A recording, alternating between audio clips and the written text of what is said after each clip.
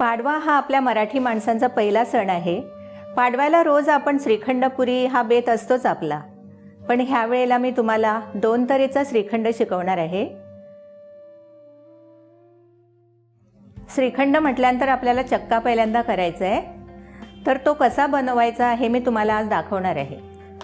तर हे मी आता दही बनवून घेतलं आहे, पण ते दही पण कसं लावायचं ते मी तुम्हाला सांगते।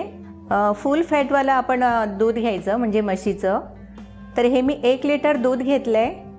आदल्या दिवशी दूध तापून ठेवलं आणि थोडंसं नॉर्मलला आलं की त्याला आपण दही लावायचं आणि 1 रात्र पुरं झाकून ठेवायचं, म्हणजे दुसऱ्या दिवशी असं चांगलं घट्ट दही तयार होतं।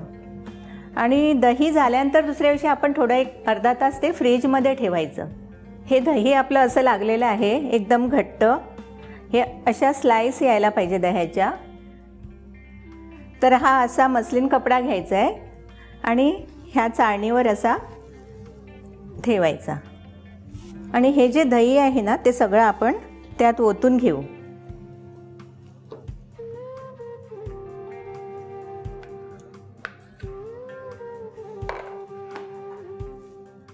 आणि ह्याच्या चारी बाजू आपण जॉईन करून घेऊया।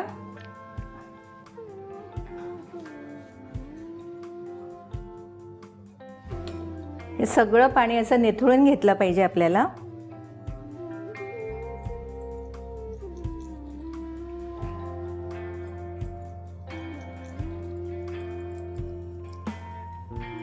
आता हे सगळं पाणी निथळेपर्यंत आपल्याला 2 तास तरी हे टांगून ठेवा, किंवा तुम्ही असंच चाळणीत ठेवून ह्याच्यावर जड काहीतरी ठेवलं तरी चालेल। तर मी तर हे असंच ठेवते आहे, तर हे आपोआप सगळं पाणी निथळून जाईल। आपला हा चक्का तयार झालेला आहे आता। तर एकदम पाणी सगळं निथळलेलं आहे, अजिबात पाणी नाही आहे याला। तर हे आपण आता काढून घेऊया। हे मी 1 लिटर दूध घेतलेलं आहे, त्याचा हा एवढा चक्का बनतो। आणि घरी आपण चक्का बनवून श्रीखंड बनवलं तर त्याची टेस्ट एकदम चांगली लागते, आणि बाहेरचं कधी कधी आंबट त्याला स्मेल येत असतो, त्याच्यामुळे घरीच आपण बनवलेलं चांगलं। आता आपण ह्याच्यात साखर घालूया। ही दळलेली साखर आहे, म्हणजे एवढा चक्का आहे तेवढीच मी ही दळलेली साखर घालते।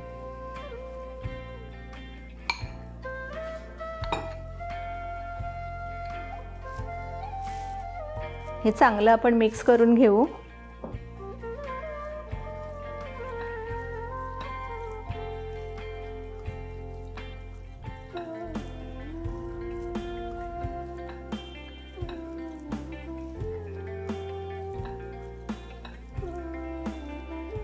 हे श्रीखंड तुम्ही मिक्सरमधून पण काढू शकता आणि पुरण यंत्रातून पण हे छान निघतं।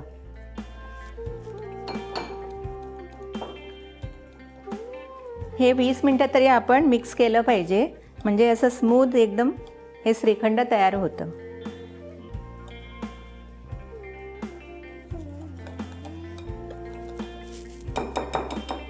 आता ह्याचे आपण 2 भाग करायचे, कारण आपल्याला वेगवेगळी 2 तऱ्हेची श्रीखंड बनवायचं आहे।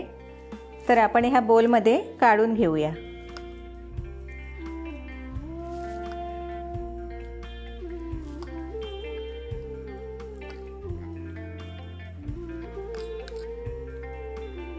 पहिल्यांदा आपण करतोय केशर पिस्ता श्रीखंड।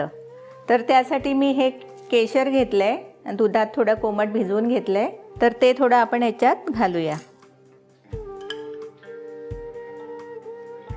थोडंसं ड्रायफ्रूट घालून घेऊया आपण।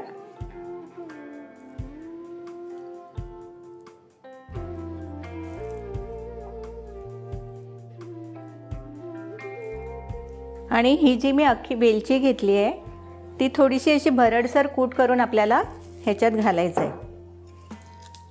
7-8 वेलच्या घेतल्या आहेत, तर ह्याचं थोडंसं आपण कूट करून घेऊ। वेलची झाली आपली कुटून। ही वेलची अशी अख्खी कुटल्याने सालं आपोआप ह्याची वेगळी होतात। तर ही आपण श्रीखंडमध्ये घालूया आणि हे सगळं घालून आता आपल्याला मिक्स करायचं आहे।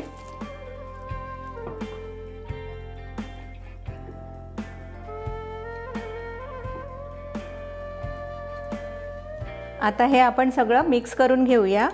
हे थोडंसं केशर आहे ते पण मी टाकते ह्याच्यात, म्हणजे कलर कसा छान दिसून येईल.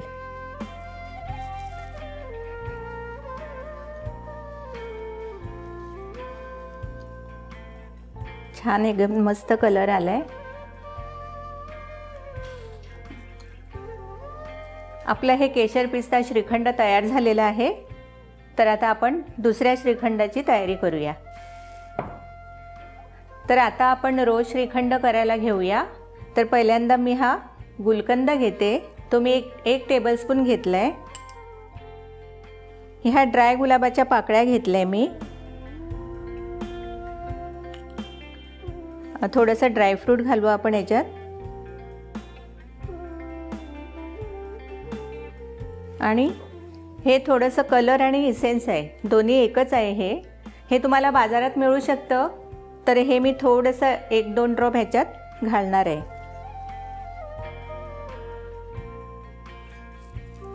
आणि आता आपण हे मिक्स करून घेऊ.